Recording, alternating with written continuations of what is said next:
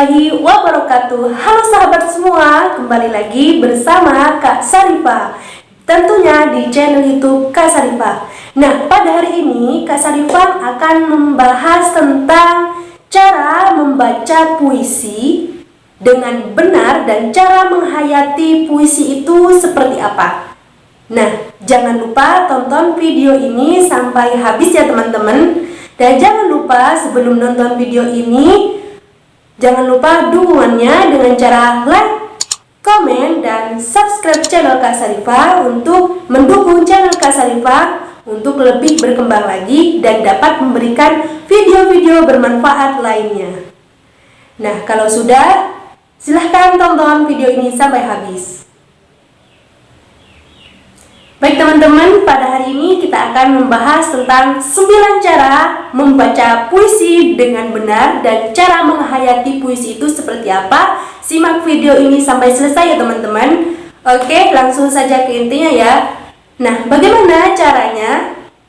Yang pertama, kita harus memahami makna dan suasana yang terkandung di dalam puisi tersebut. Nah, untuk contohnya, Kak Sarifah akan membahasnya di video selanjutnya. Nah, cara memahami makna dan suasana yang terkandung itu untuk apa? Nah, itu untuk bisa kita menghayati isi dari puisi tersebut. Semakin kita bisa tahu makna yang terkandung di dalam puisi tersebut, semakin kita bisa mengeksplor apa yang ada di dalam naskah puisi tersebut dan bisa menyatu dalam diri kita sendiri dan mengeluarkannya dengan ekspektasi, dengan wajah atau gerakan tubuh yang sangat menghayati dalam naskah puisi kalian. Oke, yang kedua, pelafalan yang baik. Nah, kenapakah harus ada pelafalan yang baik? Nah, dalam suatu puisi yang indah itu, kalau kita tidak melafalkan tidak ada pelafalan yang baik, maka itu akan menjadi kekurangan dalam membaca suatu puisi yang indah tentunya. Sehingga pelafalan yang baik itu perlu untuk kita terapkan dalam membaca puisi. Yang ketiga, yaitu gunakan intonasi yang tepat. Nah, intonasi yang tepat itu sangat berpengaruh terhadap pembacaan puisi yang indah tentunya. Intonasi itu seperti huruf A, I, U, E, O itu harus jelas dan harus bermakna dan harus jelas pelafalan A, I, U, E, O nya, dan huruf yang lainnya juga itu harus jelas. Karena apa? Karena itu mempengaruhi terhadap pembacaan puisi yang baik. Oke, selanjutnya yang keempat, yaitu penekanan pada kata-kata dalam puisi. Nah, penekanan pada kata-kata dalam puisi itu sangat berpengaruh sekali terhadap pembacaan puisi. Kenapa? Karena setiap kalimat atau kata-kata itu mengandung sebuah makna. Kembali lagi di nomor 1 itu, mengandung sebuah makna tentunya yang sangat mendalam bagi orang-orang yang mau mendengarkan puisi dengan baik. Dan tentunya penekanan pada kata-kata itu sangat berpengaruh terhadap karya puisi teman-teman. Dan selanjutnya yang kelima, tentukan penjedaan dengan tepat. Misalnya nih teman-teman mempunyai sebuah karya puisi. Contohnya gini deh.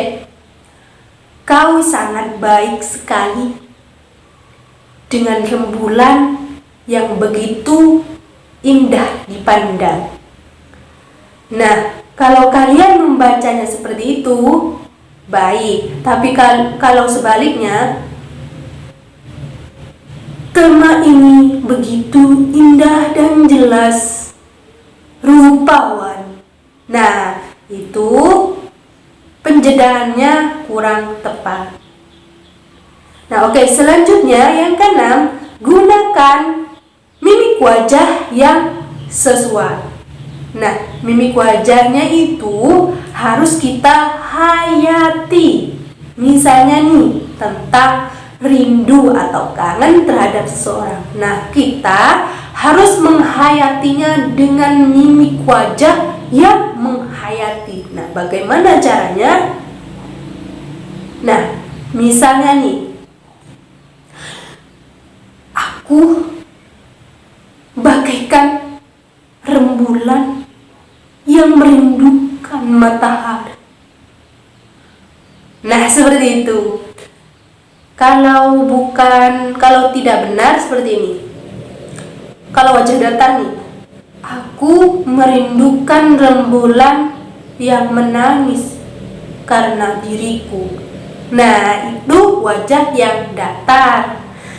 Nah, jadi penggunaan mimik yang sesuai itu sangat penting untuk pembacaan puisi.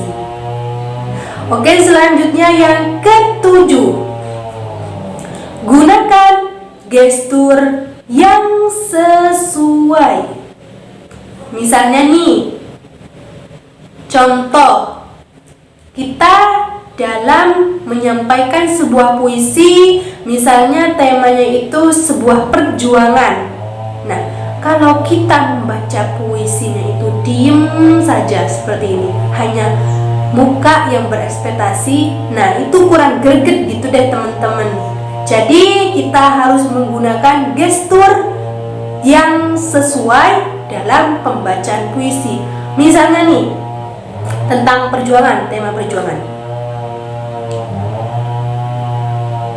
Mereka hidup dalam kemiskinan. Ia menjajah, memberontak dalam keganasan. Apa mereka tidak tahu hati ini merasa hancur, kecewa dengan apa yang dimilikinya, ataukah tidak sama sekali? Nah, seperti itu, kurang lebih seperti itu ya teman-teman. Gunakan gestur yang sesuai. Tapi kalau dibutuhkan, tapi kalau tidak dibutuhkan ya tidak apa-apa, tergantung naskah puisi kalian. Oke, selanjutnya yang ke-8, hafalkan puisi. Nah, kalau lebih baik, ini lebih baik dihafalkan ya teman-teman. Puisi itu lebih baik dihafalkan. Nah, kalau tidak bisa dihafalkan, paling tidak kita membacanya itu tidak terus-terusan membaca teksnya. Kita harus membacanya sambil mengekspor. Jangan terlalu memandang teks. Seperti itu.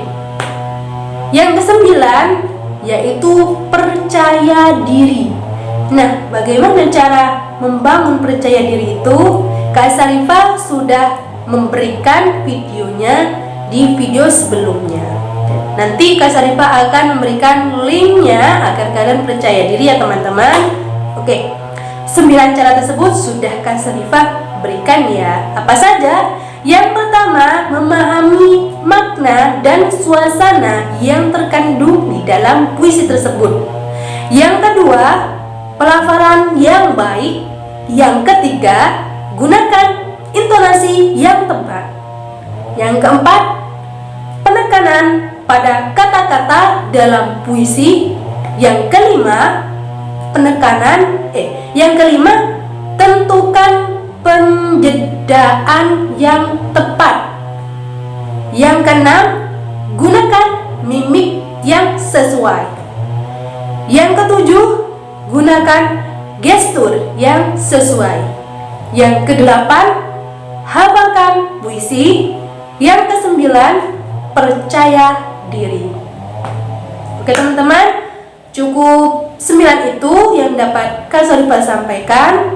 Kalau ada salah-salah dalam pembicaraan atau ada tutur kata yang salah dalam pengucapan Kak Syarifah mohon maaf yang sebesar-besarnya. Jangan lupa dukung channel Kak Syarifah agar lebih mendukung dan dapat memberikan video-video manfaat lainnya. Dengan cara apa?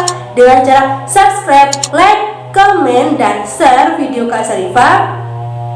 Dan jangan lupa tonton video selanjutnya ya teman-teman, agar kalian lebih paham dan lebih jelas dalam pengaplikasiannya dalam membaca puisi. Wassalamualaikum warahmatullahi wabarakatuh.